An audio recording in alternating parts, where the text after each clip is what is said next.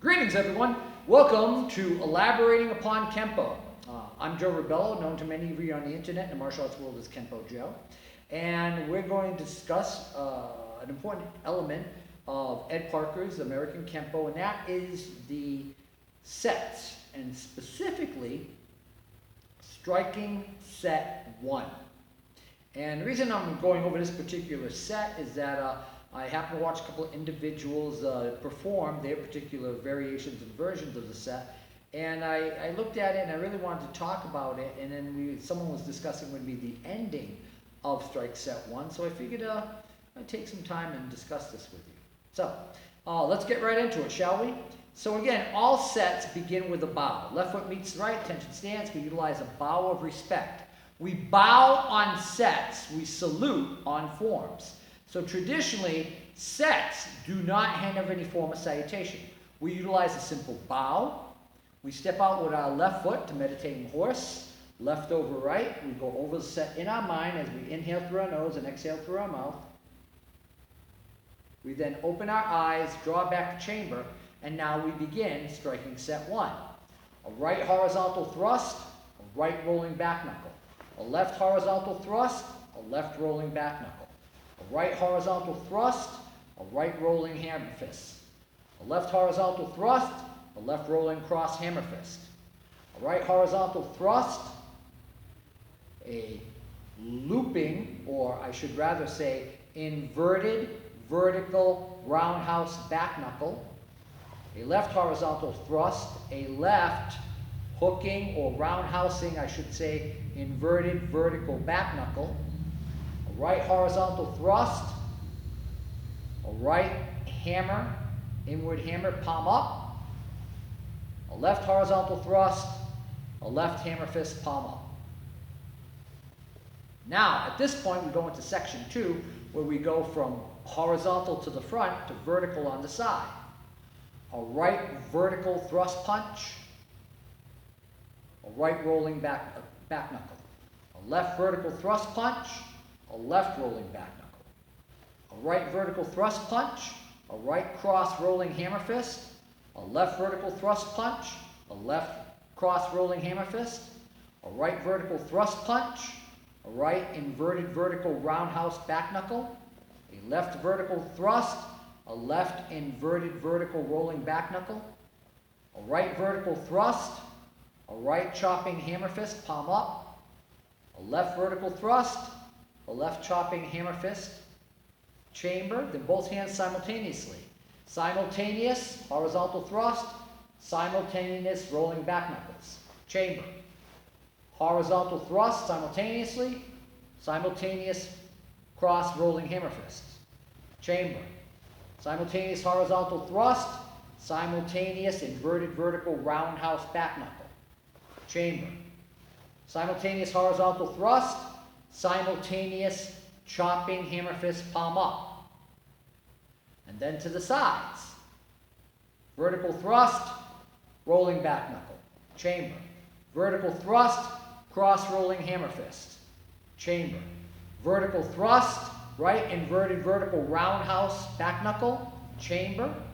Vertical thrust, right chopping hammer fist, palm up. Now, here's where it gets interesting. Originally, the set ended as follows. Chamber. Horizontal thrust. Simultaneous rolling back knuckle. Simultaneous hammer fist, chopping hammer fist, palm up. Open, turn, meditating horse, close, bow. Later on, that sequence was changed to all 4 major strikes off the punch. So from the horse, now again, you will also see left foot in, up, down, around, and in of the horse. Again, each particular strike is designed to work off a particular opponent blocking in a particular fashion. So in this case, if I'm facing here and I throw a horizontal thrust punch and the person does a downward block or a downward horizontal forearm, I roll upward into the circular rolling back knuckle.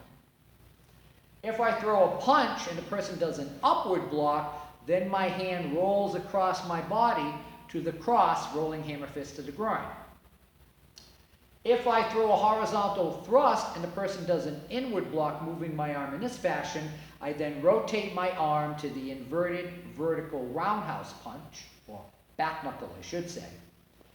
And of course, if I throw a punch and the person blocks outward, I then transition into the chopping hammer fist, palm up. Again, the opposite of straight is bent.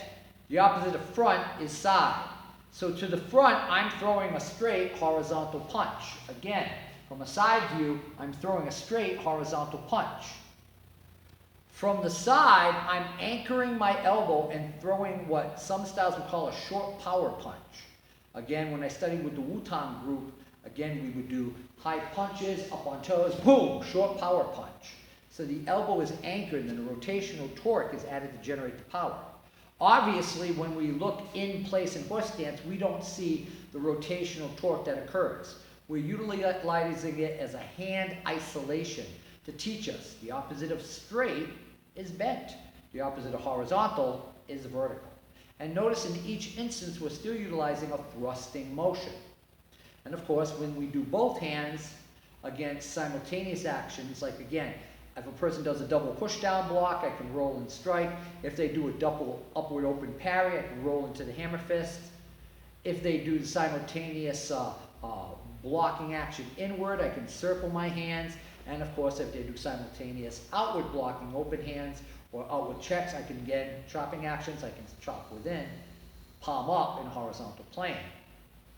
The ending is very important, the original ending. Why? Because again, the opposite of out is in, the opposite of horizontal is vertical.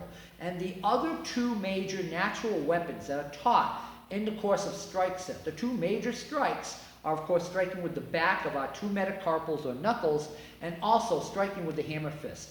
These are two major natural weapons that identify us as Kenpo practitioners, and obviously the Chinese influence of Kung Fu, which contribute to our ability to perform our movements in Kenpo. So, that being said, when we do the original ending, when I chamber from here and I execute my twin horizontal thrust punches, I learn to move up in a vertical plane. And in so doing, both of my hands are moving outward. Well, the opposite of out is in. The opposite of horizontal is vertical. And vice versa. The opposite of vertical is horizontal. So when I throw the punch here, I'm doing simultaneous vertical actions rather, with the back of my knuckles. And then when I come in here, I'm doing an inward action. So as opposed to the outward flow that goes up, I'm doing an inward action here. And again, striking with our other natural weapon, the hammer fist. And then from there, I simply open my hand, circle, and go to my meditating horse position. Of course, with the update, from the horizontal thrust position, we roll up the circle, we roll down the circle. We move in over the top, we move in underneath. So again, we're learning and addressing these various circular paths of motion and how they work on various given planes.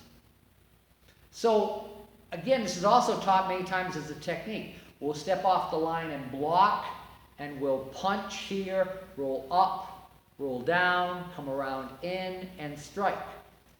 Here we see many elements of techniques such as twirling hammers. And we see where strike set cross-references that material to techniques such as twirling hammers. Well, I hope you got something out of this today, and I hope I was able to give you some insight and a little historical tidbit into the understanding of strike set 1. Again, I'm Joe Rebelo, and I want to thank each and every one of you who watch Elaborating Upon Kenpo and our YouTube channel or our Facebook videos or other social media.